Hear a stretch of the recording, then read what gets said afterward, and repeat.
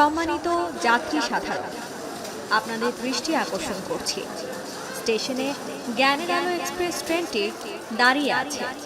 প্রতিদিন সকাল ৯টায় ধাদাস সরকারি প্রাথমিক বিদ্যালয় থেকে মহাকাশ অভিমুখে ছেড়ে যাবে ট্রেনটি। সবুজ কৃষ্ণচূড়ার নিচে স্টেশন কলকাকলি। প্রথম দেখায় মনে হবে যাত্রীদের অপেক্ষায় সেখানে দাঁড়িয়ে আছে লাল সবুজ ট্রেন জ্ঞানের আলো এক্সপ্রেস।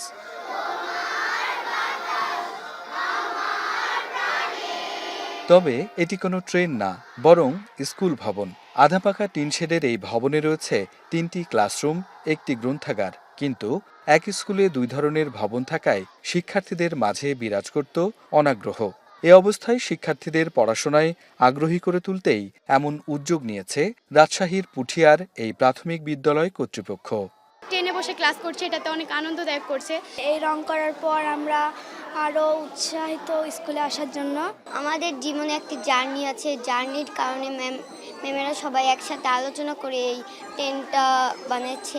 নতুন আঙ্গিকে বিদ্যালয় ভবন সাজানোর প্রশংসা করছেন অভিভাবকরাও। ট্রেনের মতো শিক্ষার্থীদের জীবনের যাত্রাও সুশৃঙ্খল হবে বলে প্রত্যাশা তাদের।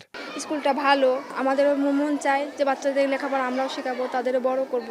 দেখছি যে এইটুক লেখাপড়ার উন্নয়ন হচ্ছে, মানুষের মতন মানুষ করব।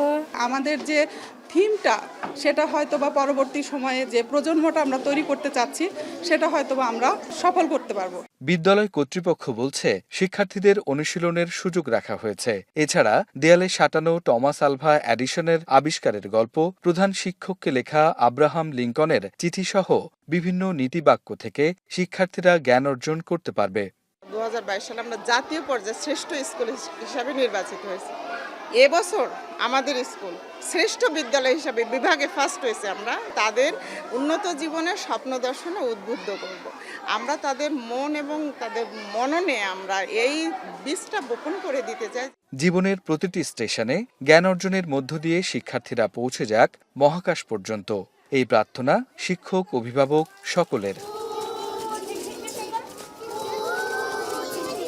রাকিবুল হাসান, এখন, রাজশাহী।